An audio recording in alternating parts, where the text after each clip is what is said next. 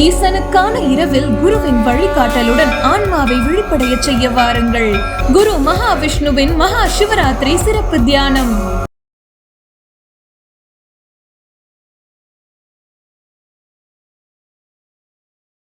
முத்த காட்சிகள் இருக்கு அதுல படத்துல. அப்புறம் உடல் உறவு எடுத்துக்கிற மாதிரி காட்சிகளும் இருக்கு. இதுனா போர்னோகிராஃபி வரையறை டெஃபினிஷனுக்குள்ள வருது. இப்ப வந்து நம்ம போக்சோ சட்டம் என்ன சொல்லுது, ஐடி ஆக்ட் என்ன சொல்லுதுன்னா, ஒரு சைல்டு போர்னோகிராஃபிய நீங்க பப்ளிசைஸ் பண்ணாலோ, அத 4 பேருக்கு காட்டினாலோ அதுவும் குற்றம். வெற்றிமாறன் மீது போக்சோ சட்டத்தின் கீழ நடவடிக்கை எடுக்க வாய்ப்பு இருக்கு, அப்படிதானே சார்? போக்சோ மட்டும் கிடையாது, சட்டத்துக்கு கீழேயும் வாய்ப்புள்ளது, ஐடி ஆக்ட் கீழேயும் வாய்ப்புள்ளது, பிஎன்எஸ் இப்ப புதுசா வந்த கிரிமினல் சட்டத்துக்கு அடியிலையும் வாய்ப்புள்ளது. இந்த படத்துல அந்த கதாநாயகி வந்து ஒரு பிராமண பெண்ணா வந்து சித்தரிக்கப்படுறாங்க. ஒரு பிராமண பெண்ணை நீங்க வந்து இப்படி தவறா சித்தரிச்சிட்டீங்க அப்படின்னு ஒரு குறிப்பிட்ட ஜாதியை சேர்ந்தவங்க தான் இந்த படத்துக்கு எதிரான கருத்துக்களை பரப்பிக்கிட்டு இருக்காங்க அப்படின்னு அந்த படத்தை சேர்ந்தவங்க சொல்லிட்டு இருக்காங்க.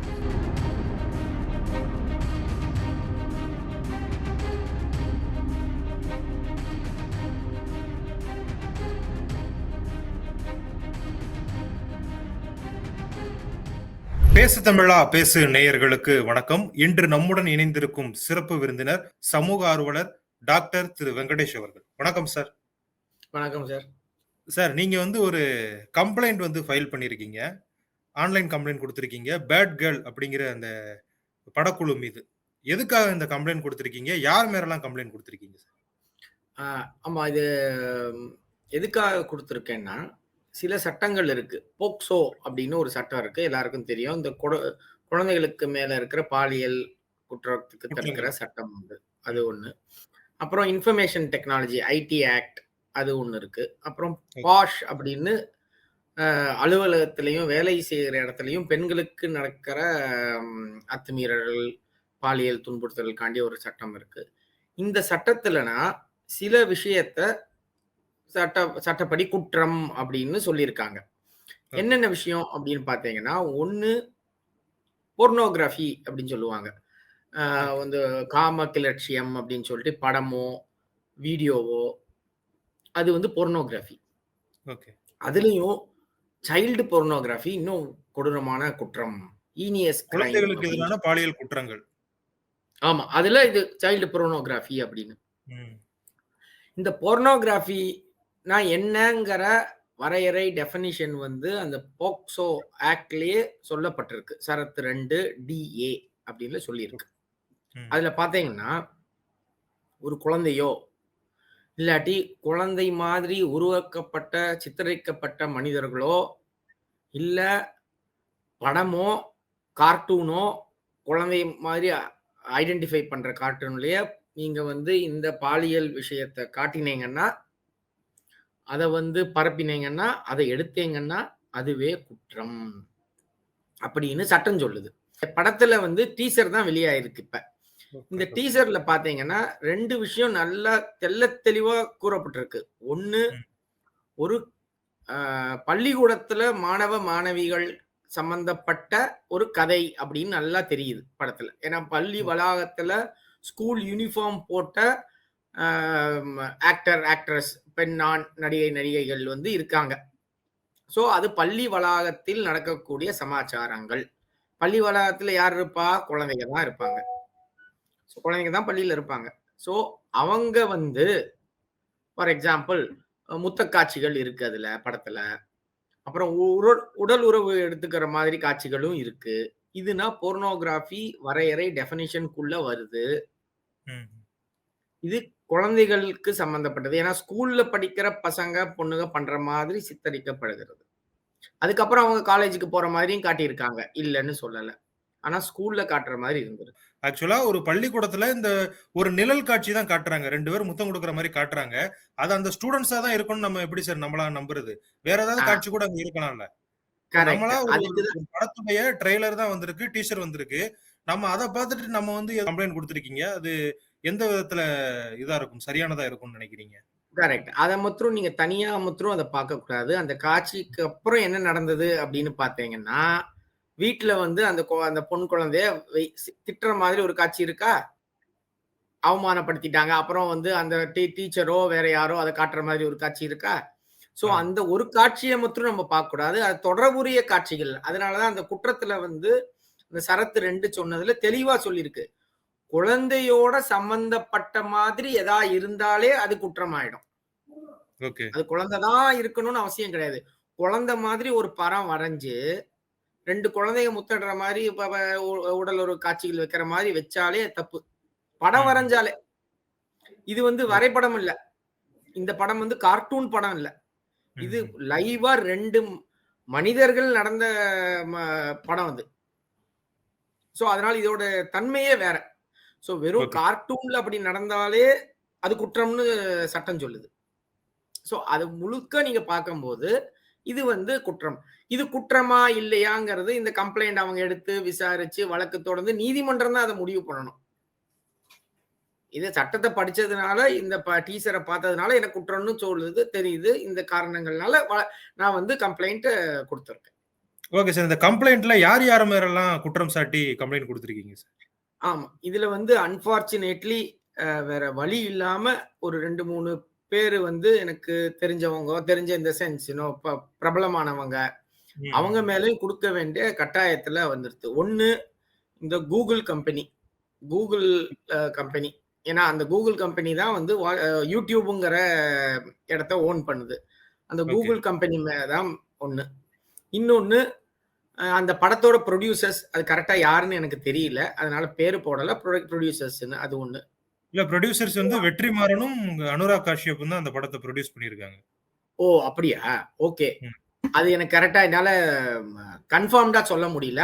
ஆனால் இந்த வெற்றிமாறன் ஐயா அவர்கள் மற்றும் திரு அனுராக் காஷ்யப் ஜி இவங்க 2 ம். பேரும் இவங்க படத்த நெறைய பார்த்தவன் நானு. இவங்க ம். மேல பெரிய அபிப்பிராயம் வச்சிருக்கேன். படத்த இன்னும் பார்ப்பேன். அது வேற விஷயம். ஓகே. இவங்க 2 பேரையும் மெயினா குற்றத்துல போட்டிருக்கு. 3வதோ, 4வதோ வந்திருப்பாங்க. ஏன் ம். வெற்றிமாறன் ஐயா மற்றும் அருணாக் காஷ்யப்ப போடணும்னா, ம். அவங்க புரொடியூசரா இருந்தா அதுலயும் வருவாங்க. அது மட்டும் ம். கிடையாது. ம். இந்த டீசர வந்து வெளியிட்டிருக்காங்க அவங்க தான். ஓகே. இந்த டீசர பத்தி அவங்க தான் பேசியிருக்காங்க. ம். ம். இப்ப வந்து நம்ம போக்சோ சட்டம் என்ன சொல்லுது? ஐடி ஆக்ட் என்ன சொல்லுதுன்னா, ஒரு சைல்டு போர்னோகிராஃபிய நீங்க பப்ளிசைஸ் பண்ணாலோ, ம். அத 4 பேருக்கு காட்டினாலோ, ம். அதுவும் குற்றம். ம். இன்னொன்னும் சொல்லிக்கிறேன். அந்த போக்சோ ஆக்ட்ன்னு நம்ம பேசினோம். ஒரு அலுவலகத்துல அலுவலகத்துல நீங்க வந்து ஒரு விமென்னுக்கு போர்னோகிராஃபி காட்டினாலே அது குற்றம். ஓகே. அது காட்டுனவங்க லேடியா கூட இருக்கலாம். காட்டுனவங்க ஜென்ஸா கூட இருக்கலாம். ஆனா பார்க்கப்பட்டது லேடியா இருந்தா, அது ம். குற்றம். ஓகே. அதுக்கு அவங்களுக்கு சம்மந்தமே இல்லாம இருக்கலாம். ம். ம். அவங்க நடிக்காம இருந்திருக்கலாம். அவங்களோட காட்சி இல்லாம இருக்கலாம். வேற யாரா எடுத்திருக்கலாம். கார்ட்டூனா இருக்கலாம். ஆனா காட்டினதே குற்றம். ம். சோ இந்த YouTube பொறுத்தவரைக்கும் இந்த சேனல்ல இவங்க தான் அத வெளியிட்டிருக்காங்க. இவங்க தான் அத பத்தி பேசுறாங்க. சோ அந்த படக்குழுவுல எல்லாம் பேசியிருக்காங்க. சோ இதனால ஒரு 25 பேர குறிப்பிட்டே வழக்கு கம்ப்ளைண்ட் குடுத்திருக்கு. Okay sir. இப்ப ஒருவேள இந்த கம்ப்ளைண்ட் வந்து எஃப்ஐஆரா பதிவு பண்ணப்பட்டு, உங்க மேல நடவடிக்கை எடுத்தாங்க அப்படின்னா, வெற்றிமாறன் மீது போக்சோ சட்டத்தின் கீழ நடவடிக்கை எடுக்க வாய்ப்பு இருக்கு. அப்படிதானே சார்? போக்சோ மாத்திரம் கிடையாது. ம். பாக்ஸ் சட்டத்துக்கு கீழயும் வாய்ப்புள்ளது. ID okay. ஆக்ட் சட்டத்துக்கு கீழயும் வாய்ப்புள்ளது. பிஎன்எஸ்ன்னு இப்ப புதுசா வந்த கிரிமினல் சட்டத்துக்கு அடியிலயும் வாய்ப்புள்ளது. பாரதிய நியாய சன்ஹிதா. பாயிர நியாய சங்கீதா. அதுக்கு அடியிலயும் வாய்ப்புள்ளது. ம். சோ இது வந்து கொஞ்சம் ஏன்னா இந்த பெண்களுக்கு எதிரான பாலியல் குற்றம், குழந்தைகளுக்கு எதிரான எந்த குற்றமா இருந்தாலும் பாலியல் விசேஷமான ரொம்ப இத வந்து என்ன சொல்லுதுன்னா, கொடூரமான குற்றங்கள் அப்படின்னு வரையறைப்பட்டிருக்கு. Heinous okay. கிரைம் அப்படின்னு சொல்லுவாங்க. ம். ம். அதனால இவ்வள விஷயம் இருக்கிறதுனால, அதுக்கு தான் நான் சொன்னேன் அன்பார்ச்சுனேட்லி இவரு மிஸ்டர் வெற்றிமாறன் ஐயா அவர்களையும் மேல கம்ப்ளைண்ட் வழக்குல குடுக்க வேண்டிய துரதிருஷ்டவசமான சம்பவமும் நடந்திருக்கு.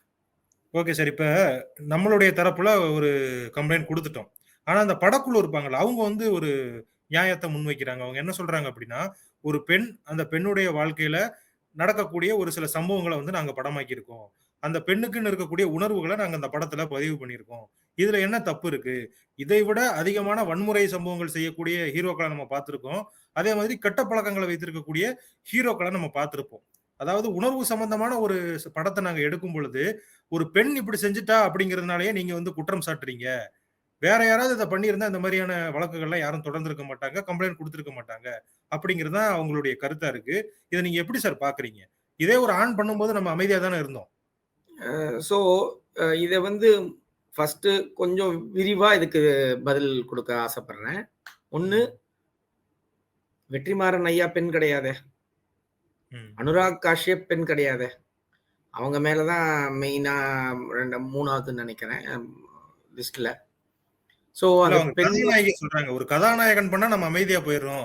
ஒரு ஆமா. படத்துல ஒரு கதாநாயகியே ஒரு ரெபெல் கேரக்டர் மாரி நம்ம காமிச்சிருந்தா இவங்களுக்கு பிடிக்கல அப்படிங்கிற மாரி சொல்றாங்க. அதான். அது 1. 2வது இந்த காட்சிய வருவோம். இது இப்ப ம். ஆண் பெண்ணாங்களா? பெண் பண்ணாங்களான்னு. 2 சட்டத்த பத்தி நம்ம பேசினோம். 1 பாக்ஸோ. இன்னொன்னு ம். பாஷ். ம். பாஷ் ஆக்ட்ட பொறுத்தவரைக்கும் ஒரு விக்டிம் வந்து பெண்ணா மட்டும் தான் இருக்க முடியும். ஓகே. ஒரு பாதிக்கப்பட்டவர் பெண்ணா இருக்க முடியும். பெண்ணா மட்டும் தான் இருக்க முடியும். ம். ஆனா அக்யூஸ்ட் ஆணாவும் இருக்கலாம், பெண்ணாவும் இருக்கலாம். ஓகே. ஒரு பெண்ணு இன்னொரு பெண்ண பாலியல் இது பண்ணாங்களோ, ஏன்னா போர்னோகிராஃபி காட்டுறாங்கன்னு வச்சுப்போமே. ஓகே. அதான் மெயின் இதுல. ஒரு பெண் சக தொழில் ஊழியர்கிட்ட போர்னோகிராஃபி காட்டுறலாம் அதுவும் குற்றம் தான். ஆபாச படத்த யாரு காட்டுனாலுமே குற்றம் தான். ஆமா. ஒரு பெண் பெண்ணுகிட்ட காட்டினாலும் குற்றம் தான். ஆண் பெண் கிட்ட காட்டினாலும் குற்றம் தான். ஆனா ஆண் கிட்ட காட்டினா குற்றம் கிடையாது. ஓகே. சட்டம் அதான் சொல்லுது. ம். ஏன்னா இது விசேஷ சட்டம். பெண்கள் வந்து விசேஷமா அவங்கள பாதுகாக்கணுங்கிறதுக்காண்டி இது விசேஷ சட்டம். பொது சட்டம் கிடையாது இது. சோ விசேஷ சட்டம், பொது சட்டம்னு 2 இருந்தா, இந்த விசேஷ ஸ்பெஷல் ஆக்ட் தான் வரும். ஓகே. ஏன்னா பெண்களும், குழந்தைகளும் காலங்காலமா ரொம்ப கொடுமையில ஈஸியா கொடுமைப்படுத்திடலாம் அவங்கள. அதனால விசேஷ சட்டம். இது 1. ஓகே. 2வது போக்சோ பொறுத்தவரைக்கும் ஆண் குழந்தை, பெண் குழந்தைங்கிற வித்தியாசம் கிடையாது. குழந்தை தான் அவங்க. ம். இதுவே ஒரு ஒரு பாய்ஸ் ஸ்கூல்ல நடந்த மாதிரி காட்டியிருந்தாலும் குற்றம் தான். ம். இது 2 தப்பு ரைட் ஆயிடாது சார். இது தப்பு. அதனால வெளியில கம்ப்ளைண்ட் குடுத்துருக்கேன் நானு. எனக்கும் வந்து ஒரு பொண் குழந்தை இருக்கு. ஸ்கூல்ல படிக்கிறா. ஆம்பள பையன் இருக்கான். ஸ்கூல்ல படிக்கிறான். ஸோ பர்சனலா ஐ அம் ஆல்சோ அஃபெக்டட். இது 1. இன்னொன்னு இது மாதிரி குற்றங்கள் வந்து சட்டம் என்ன சொல்லுதுன்னா, இது தனி மனிதருக்கு செஞ்ச குற்றமா இருந்தாலும், இது சமூகத்துக்கே இழைக்கப்பட்ட குற்றங்கள். இந்த ம். சொசைட்டி கிரைம் அகைன்ஸ்ட் சொசைட்டி அப்படின்னு சொல்லுவாங்க. இந்த கிரிமினல் குத்தம் பொறுத்தவரைக்கும், பாதிக்கப்பட்டவர் தனிநபரா இருந்தாலும், என்டையர் சமூகத்துக்கு இழைக்கப்பட்ட குற்றம். அதனால தான் நம்ம வந்து அண்ணா யூனிவர்சிட்டியில நடந்தது. எதுக்கு எல்லாரும் கொந்தளிச்சோம்? ம். ம். கல்கட்டால ரொம்ப கொடூரமா நடந்தது. எல்லாரும் கொந்தளிக்கலையா? அப்ப வந்து பெண்ணுக்கு நடந்தா தான் கொந்தளிப்பீங்களோ அப்படின்னு யாரா கேட்க தோணுதா நம்மளுக்கு? தோணாது. ம். ஏன்னா இது சமூகத்துக்கு இழைக்கப்பட்ட குற்றம் அது. சொல்லுங்க. ஆண்களும் தான் பாலியல் குற்றத்துல ஈடுபடுறாங்க. இப்ப விக்டிமா இருக்காங்க. பெண்களும் தான் இருக்காங்க. ஆனா பெண்கள் அதிகமா இருக்காங்க. ஈஸியா ஆயிடுறாங்க. அதனால தான் விசேஷ சட்டங்கள் இருக்கு. ஓகே. அதாவது இன்னொரு தரப்பு நியாயத்தையும் அவங்க முன்வைக்கிறாங்க. இந்த படத்துல அந்த கதாநாயகி வந்து ஒரு பிராமண பெண்ணா வந்து சித்தரிக்கப்படுறாங்க. ஒரு பிராமண பெண்ண நீங்க வந்து இப்படி தவறா சித்தரிச்சிட்டீங்க அப்படின்னு ஒரு குறிப்பிட்ட ஜாதியை சேர்ந்தவங்க தான் இந்த படத்துக்கு எதிரான கருத்துக்கள பரப்பிக்கிட்டு இருக்காங்க அப்படின்னு அந்த படத்தை சேர்ந்தவங்க சொல்லிக்கிட்டு இருக்காங்க. சோ நீங்க இத எப்படி பார்க்குறீங்க? உண்மையிலே அப்படித்தான் இத நடக்குதா? வந்து நீங்க ம். ஆமா. இது ஒரு வேலிட் குற்றச்சாட்டு தான். இத ம். வந்து இது வந்து இது இந்த இந்த குற்றம் சுமத்தக்கூடாதுன்னு நான் சொல்ல மாட்டேன். இந்த குற்றத்த ஏத்துக்கிறேன். ஆனா இது என்ன பதில் வந்து 2 விதமா பதில் சொல்ல விரும்புறேன். 1 ம். நான் பிராமண சமூகத்த சேர்ந்தவன் தான். இதுல மாற்ற முடியாது. இந்த சமூகத்துல பொறந்தவன் நானு. இத மாத்த முடியாது. அந்த படத்திலேயும் அந்த சமூகத்த காட்டியிருக்காங்க. அதையும் மாத்த முடியாது யாருனாலயும். ஒருவேள அப்படி நடக்க வேண்டாம். நடக்கணும்னு ஆசைப்படல, விரும்பல. ஒரு இதுக்காண்டி ஆர்குமென்ட்க்காண்டி சொல்றேன். ஏன்னா ஆர்குமென்ட் வைக்கும்போது நம்ம கவுண்டரும் ஆர்குமென்ட் அதானே சொல்லணும். ஒரு ம். மேல எனக்கு மதிப்பு இருக்கிற வெற்றிமாறன் ஐயா சமூகத்துல நான் பிறந்திருந்தாலோ, அப்படி ஒரு சமூகத்த சேர்ந்த பெண்ண அந்த வெற்றிமாறன் ஐயா ஒரு படத்துல சித்தரிச்சாலோ, இதே கம்ப்ளைண்ட் தான் நானும் குடுத்திருப்பேன். ஸோ இந்த ஜாதிக்கும் மேல பார்க்கணும் இந்த விஷயம். ஒரு ஒரு ஜாதிக்குள்ள குறுகிய வரையில இத பார்க்கக்கூடாது. ஏன்னா இந்த இந்த மாதிரி விஷயங்கள் எல்லா ஜாதியும் தான் நடக்குது. எல்லா பிராமண ஜாதியில மட்டும் தான் நடக்குது அப்படின்னு சொல்லக்கூடாது. பிராமண ஜாதியில நடக்கவே இல்லன்னு சொல்ல முடியாது. எல்லா ஓகே. ஜாதியிலும் நடக்குது. எந்த ஜாதியில நடந்தாலும் தப்பு தான். யாருக்கு நடந்தாலும் இது கொடூரமான கொடுமை தான் இது. அது எல்லாரும் தான் பேசணும். இப்ப என்ன ஆயிடுத்து, ஆம், நம்ம எல்லா தலைவரையும் ஜாதி தலைவராக்கி வச்சுட்டோம். ம். தேவர் ஐயா வந்து எல்லாருக்கும் பேசினார். தேவர் ஐயா தேவர் ஜாதிக்கு பேசுறாருங்கிற லெவல்ல தான் பேசணும். காமராஜர் எல்லாருக்கும் தான் பாடுபட்டார். அவர் நாடார் சமூகம் தான். அப்படி ஆயிடுத்து. அதனால எல்லாத்தையும் ஜாதிங்கிற ஒரு வரையறைக்குள்ள, ஜாதிங்கிற ஒரு கண்ணாடிய போட்டுன்னு தான் பார்த்துட்டு இருக்காங்க எல்லாரும். அதனால தான் இது மாதிரி குற்றச்சாட்டு சுமத்தப்படுறாங்க. இதுல வேற முகாந்திரம் வேற ஒண்ணுமே கிடையாது. அதுக்குன்னு இந்த குற்றச்சாட்டு சுமத்தக்கூடாதுன்னு நான் சொல்ல மாட்டேன் சார். உரிமை இருக்கு. ஏன்னா அரசியல் சாசனத்துல கான்ஸ்டிடியூஷன்ல பேச்சுரிமை குடுக்கப்பட்டிருக்கு. அதனால பேசலாம். குற்றம் சாட்டலாம். ஆனா குற்றத்துல உண்மை இருக்கான்னு கேட்கணும். அவ்வளவுதான். Okay sir. இப்போ வந்து நம்ம வந்து ஒரு கம்ப்ளைண்ட் குடுத்திருக்கோம்.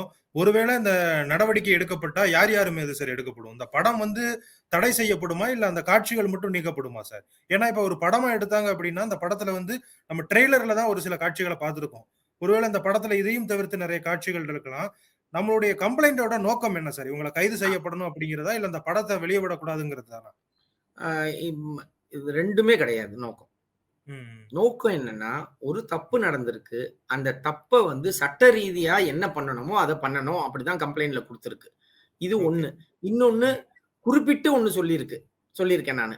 என்ன சொல்லியிருக்கேன்னா, இந்த டீசர்ல வர சில காட்சிகள் தான் இது இந்த ஆக்ட்ல நம்ம வேரியஸ் ஆக்ட் பேசினோம்ல போக்சோ அதெல்லாம்.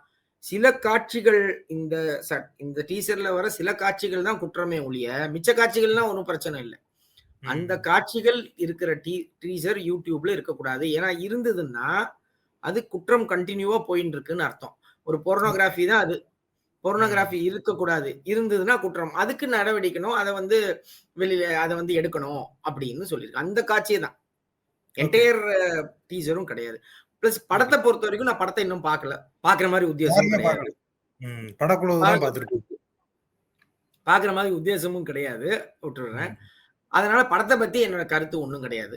சரி, இன்னொரு கேள்வி இருக்கு. அதாவது நீங்க வந்து ஏற்கனவே நெறைய பொதுநல வழக்குகள்லாம் போட்டிருக்கீங்க. சோ இந்த படத்தின் மீது ஒரு வழக்கு போட்டோம் அப்படின்னா, நம்ம வந்து ஒரு அறியப்பட்ட முகமா மாறிறலாம் அப்படின்னோ, இல்ல வந்து நமக்கு ஒரு ஃபேம் கிடைக்கும் அப்படிங்கிறதுக்காக இந்த வழக்கு போடுறீங்களா?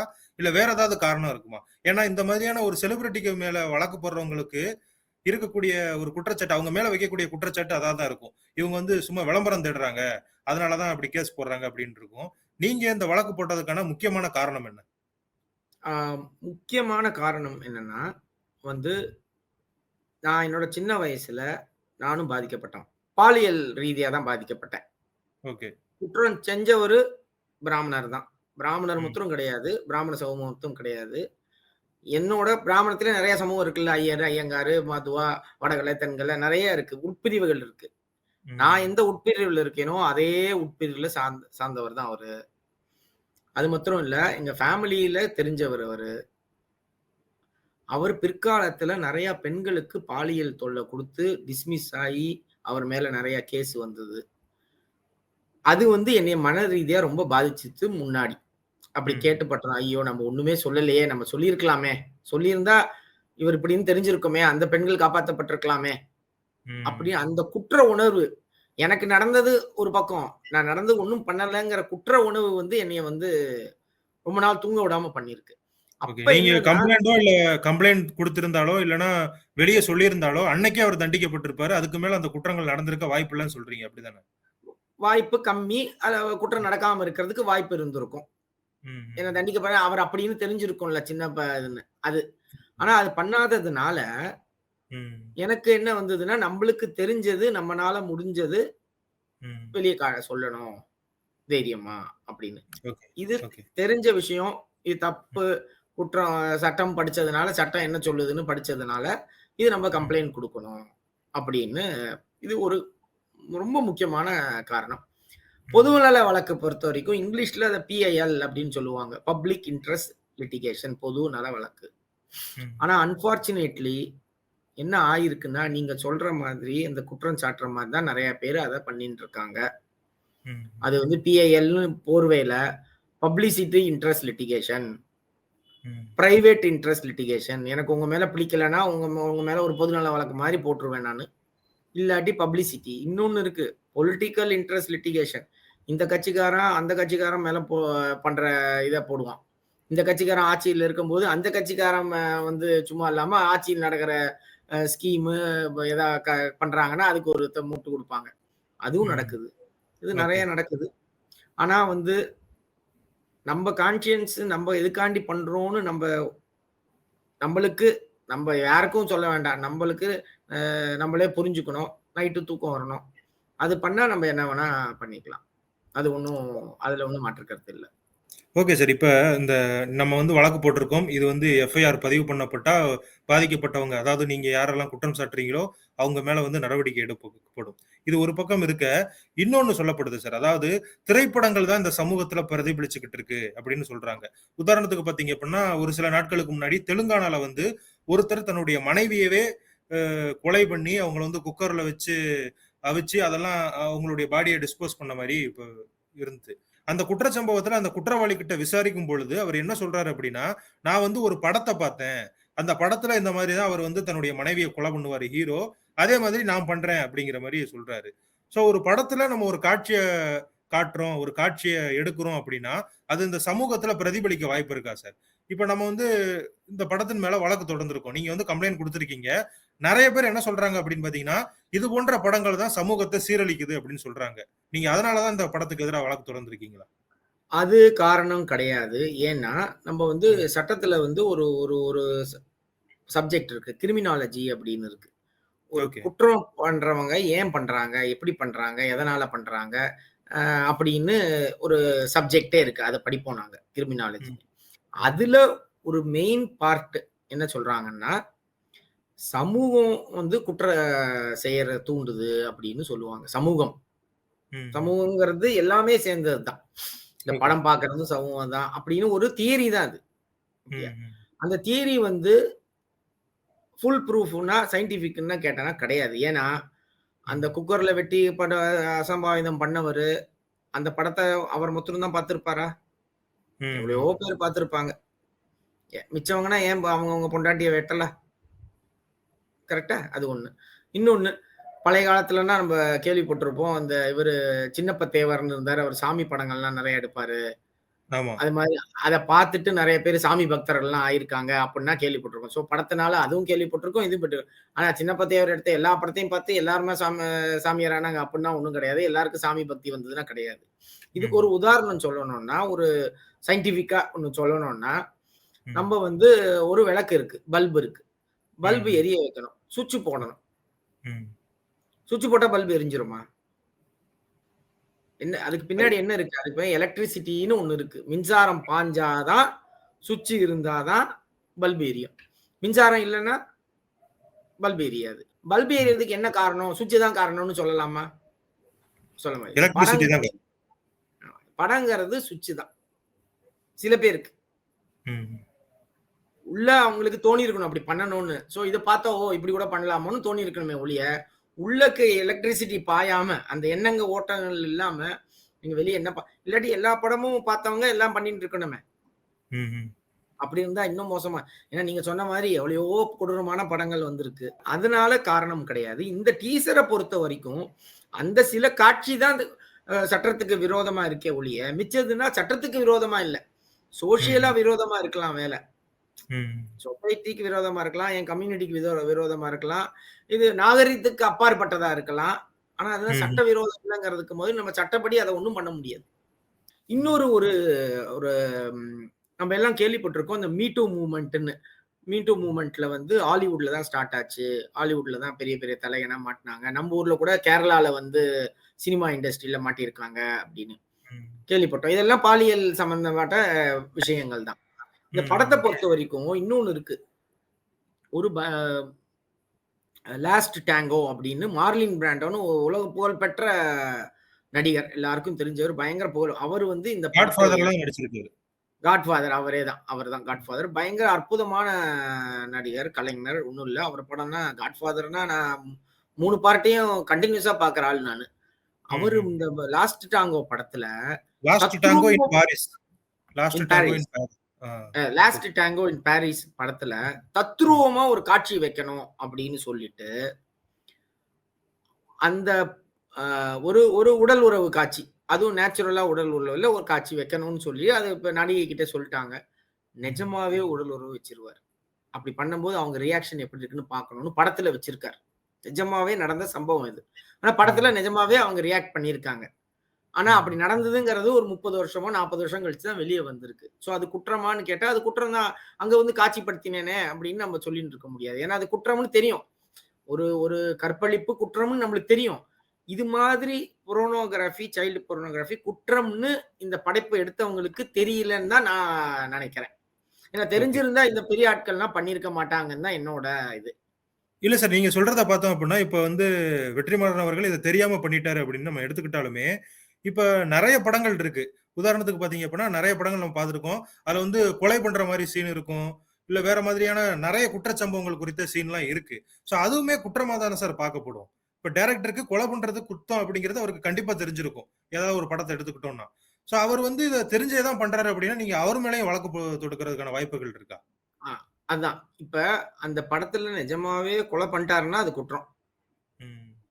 கொலை பண்ற மாதிரி தான் காட்டுவாங்க. கொலை பண்ணியிருக்க ம். மாட்டாங்க அந்த ஆக்டர். இது ஒண்ணு. ம். இன்னொரு உதாரணமும் சொல்றேன். முன்ன இந்தியன் படம்னு நெனைக்கிறேன். இந்தியன் ம். படம் தான் நெனைக்கிறேன். அந்த படத்துக்கு அப்புறம் தான் வந்து இந்த பீட்டா, அனிமல் ரைட்ஸ் ஆட்கள்லாம் அந்த ம். படத்துல காட்டியிருப்பாங்க அப்படின்னு பெரிய ஆமா. சம்பவம் நடந்தது. அதுக்கப்புறம் இப்ப வந்து நீங்க தெரியும். எல்லாருக்கும் இப்ப படத்துல தெரியும். மிருகங்கள வச்சு மிருக வதை பண்ற மாதிரி எந்த காட்சியும் இருக்காது. மிருகங்கள் காட்சி இருந்தாலே அது கிராபிக்ஸ்ல தான் பண்ணுவாங்க. அவங்க ஒரு ம். இது லைன் டிஸ்க்ளைமர் வேற போடுவாங்க. இந்த படத்துல எந்த மிருதையும் ஆனா முன்னாடி மிருகத்த வந்து காட்சி பொருளாக்கி, அது கொடுமைப்படுத்துற மாரி நெறைய படங்கள்லாம் வந்திருக்கு. இப்ப ஏன் ராமநாராயணன் வந்து நெறைய படம் எடுத்திருக்கு. இப்ப ஏன் வரல? ம். ஏன்னா அது குற்றம். அது பண்ணக்கூடாது. அது. சோ வெற்றிமாறன் ஐயாருக்கு இது தெரிஞ்சிருக்கும். வெற்றிமாறன்னு அவர் மட்டும் பேர மட்டும் எடுக்க எடுக்க வேண்டாம். ஏன்னா இன்னும் நெறைய பேர் சொல்லியிருக்கோம். அவர் பிரபலம்னால அவர் பேர எடுக்கணும். ஏன்னா பிரபலம் பண்றது தானே நம்ம ஃபாலோ பண்ணுவோம். இப்ப ம். சச்சின் ஏன்னா டெண்டுல்கர் எப்படி அவருடைய அவருடைய முகத்த வச்சு தான் அந்த படத்தையே விளம்பரப்படுத்திக்கிட்டு இருக்காங்க. அவர் ஆமா. தயாரிப்புல உருவான படம் அப்படின்னு. அவரு அப்புறம் அனுராக் காஷ்யப்ன்னு அவரும் ஒரு மகத்தான கலைஞர். வடநாட்டுலேருந்து வர்றாங்க. அவர் படமும் பாலிவுட் நெறையா இயக்குனர். ஆமா. ரொம்ப பிரபலமான ஆளு. அவரும் இது.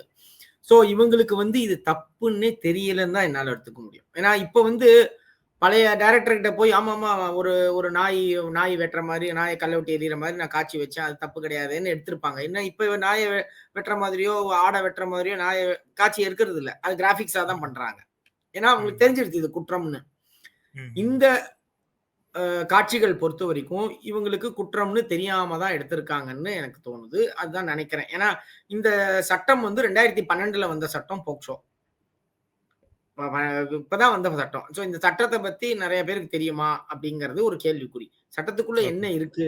அப்படிங்கிறது இன்னொரு கேள்விக்குறி. சட்டத்துல கிளியரா சொல்லியிருக்கு. இது மாரி காட்சி பொருள் ஆக்கினாலே தப்பு தான். ம். ம். சோ சட்டம் தெரிஞ்சவங்க இந்த தப்ப பண்ணியிருந்தா, அது பெரிய தவறு அது. இவங்க இது மாரி பெரிய ஆட்கள் தெரியாம தான் பண்ணியிருப்பாங்க. ஏன்னா இவங்க எல்லாம் சமூகத்துக்கு மேல ஒரு அக்கறை உள்ள ஆட்கள் தான். அக்கறை இல்லாத ஆட்கள்லாம் சொல்ல மாட்டேன் இவங்கள தான். சமூகத்துக்கு ம். மேல நல்ல அக்கறை உள்ளவர்கள் சட்டப்படி நடக்கணும்னு நெனைக்கிறவங்க தான். ஆனா இந்த சட்டம் தெரியலங்கிறதுனால தான் நடந்திருக்கும்னு நான் என்னோட யூகிப்பு இதுதான். ஒரு டைரக்டர் இருக்காரு அப்படின்னா, அவர் வந்து ஒரு படம் எடுக்கும் பொழுது, அவர் வந்து அந்த கதைய பத்தி தான் யோசிப்பாரு. அந்த கதையில ஒரு சில கற்பனை காட்சிகளும் இருக்கும். அந்த கற்பனை அப்படிங்கும் பொழுது, அது வந்து இயல்புக்கு மாறானது தான். சோ அது வந்து சட்டத்துக்குள்ள உட்படுமா அப்படிங்கிறது மிகப்பெரிய கேள்விக்குறி. சோ நம்ம வந்து ஒரு படம் எடுக்கிறோம், ஒரு கதை எழுதுறோம் அப்படின்னா, லீகலா உங்கள மாரி ஒரு வழக்கறிஞரையோ, இல்லன்னா ஏதோ ஒரு அட்வைசரையோ பார்த்துட்டு தான் படம் எடுக்கணுமா சார்? அந்த மாரி ஒரு சூழல் உருவாயிராதா வருங்காலத்துல? இப்படி கேஸ் போட்டோம் அப்படின்னா? ஆமா. சோ அ வருங்காலத்துல உருவாகுதான்னு கிடையாது. இப்பவே அப்படிதான் இருக்கு. இப்ப நம்ம ஒரு ம். தொழில் பண்றோம்னா, ஒரு கலை ம். பண்றோம்னா, நம்ம படிக்கிறோமோ, காலேஜ் பண்றோமோ, வேற என்ன தொழில் பண்றோம். என்ன வேலை பண்ணாலும் ம். சட்டத்துக்குள்ள தான் பண்ணணும். கரெக்ட்டா? சட்டத்துக்குள்ள தான் பண்ணணும். அதுக்கு சட்டம் தெரிஞ்சிருக்கணும். அது 1. ம். சட்டம் பொதுவா யாருக்கு தெரியும்? அட்வொகேட்ஸ்க்கு தான் தெரியும், பொதுவா. ம். சில சட்டங்கள் எல்லாருக்கும் தெரியும். இப்ப ஒரு உதாரணத்துக்கு குடுக்குறேன் நானு. இப்போ வந்து இந்த 6 மைக்ரான் தான் நினைக்கிறேன் கரெக்டா. பட் அது இம்பார்ட்டன்ட் இல்லை. அது கீழே பாலித்தீன் பை, இந்த சிங்கிள் கேரி பேக் வந்து தடை இருக்கு. நான் ஒரு கேரி பண்ற முதலாளி, எனக்கு அந்த சட்டம் தெரிஞ்சிருக்கணும்ல. எனக்கு வந்து சட்டம் தெரிஞ்சிருக்கணும். நான் அந்த எனக்கு கேரி பேக் கெமிக்கல் இன்ஜினியரு, நான் இன்ஜினியரு, நான் ஃபேக்டரி நடத்துறேன், எனக்கு சட்டம் தெரியாது. அப்ப நான் என்ன பண்ணுவேன், நான் ஆரம்பிக்கிறதுக்கு முன்னாடி சட்டப்படி என்னென்ன பண்ணணுங்கிறத கேட்டுட்டு தான் நான் அந்த தொழிலே ஆரம்பிப்பேன். இல்லாட்டி அந்த தொழிலே ஆரம்பிக்க விட மாட்டாங்க என்னைய. சட்டப்படி அப்படியும் பண்ணிட்டு இருக்காங்க, அது வேற விஷயம். அது வேற விஷயம். ஸோ அதே போல இப்ப வந்து சட்டம் வந்து நிறைய மாறிடுது. அதனால இப்ப வந்து கம்ப்யூட்டர் வந்துருச்சு, டெக்னாலஜி வந்துருச்சு. இப்ப எல்லா படங்களும் அதனால யூஸ் பண்றாங்க. ஸோ படம் எடுத்தப்புறம் இன்ஃபேக்ட் இது ஏற்கனவே பண்ணிட்டு தான் இருக்காங்க. சென்சார் சர்டிபிகேட் வாங்குறதுக்கு முன்னாடி சென்சார் ரூல்ஸ் ரெகுலேஷன் படிச்சுட்டு அப்புறம் எடிட்டிங் பண்ணி அப்புறம் தான் கொண்டு போவாங்க. அப்புறம் கொடுக்கலன்னா திருப்பி பேக் அண்ட் ஃபோர்த் நடந்துட்டே இருக்கும் இது. இதே மாதிரி மிச்ச சட்டங்கள், சென்சார் போர்டு அவங்க சட்டம் நல்லா தெரியும் அவங்களுக்கு. மிச்ச சட்டங்களும் இருக்கு. அந்த சட்டத்துல ஏதாவது சொல்லியிருக்கான்னு படிச்சிருக்கணும். எந்த தொழில் எந்த வேலை பண்ணாலும் சட்டத்துக்குள்ள இருந்துதான் பண்ணணும். இந்த சட்டம் அவங்களுக்கு தெரியாதனாலதான் பண்ணியிருக்க மாட்டாங்கிறது என்னால யூகிக்க முடியுது. ஓகே சார், நீங்க வந்து ஒரு கம்ப்ளைண்ட் கொடுத்துருக்கீங்க. அது வந்து எஃப்ஐஆர் பதிவு பண்ணப்படுதா, அதுக்கப்புறம் இந்த வழக்கு தொடுக்கப்படுமா அப்படிங்கிறதெல்லாம் பொறுத்திருந்து பார்ப்போம். எங்களோட இணைந்து உங்களுடைய கருத்துக்களை பகிர்ந்ததுக்கு நன்றி. வாய்ப்பு கொடுத்ததுக்கு மிக்க நன்றி, மகிழ்ச்சி. இந்த வாரத்துல 7 நாள், இந்த 7 நாள் 7 கிழமைகள்ல பிறந்திருந்தா அவங்களுக்கு எந்த மாதிரி விஷயங்கள் இதெல்லாம் செஞ்சா அவங்களுக்கு இதெல்லாம் இன்னும் கொஞ்சம் சக்சஸ்ஃபுல்லா இருக்கும், பவர்ஃபுல்லா இருக்கும்? ஏன்னா ஒரு கிழமையை போய் பெருசா பேசணுமா அப்படின்னா, நம்முடைய ஜோதிட சாஸ்திரமும் இந்த வான சாஸ்திரத்தையே வாழ்க்கையா வச்சிருந்தவங்க நம்முடைய மக்கள். இந்த மாதிரி ஆன்மீகம் மற்றும் ஜோதிடம் சார்ந்த இன்னும் பல வீடியோக்கள் பார்க்கணுமா? மறக்காம திருவருள் டிவிக்கு சப்ஸ்கிரைப் பண்ணுங்க. திருவருள் டிவியுடைய சேனல் லிங்க் இந்த வீடியோடைய டிஸ்கிரிப்ஷன்ல இருக்கு.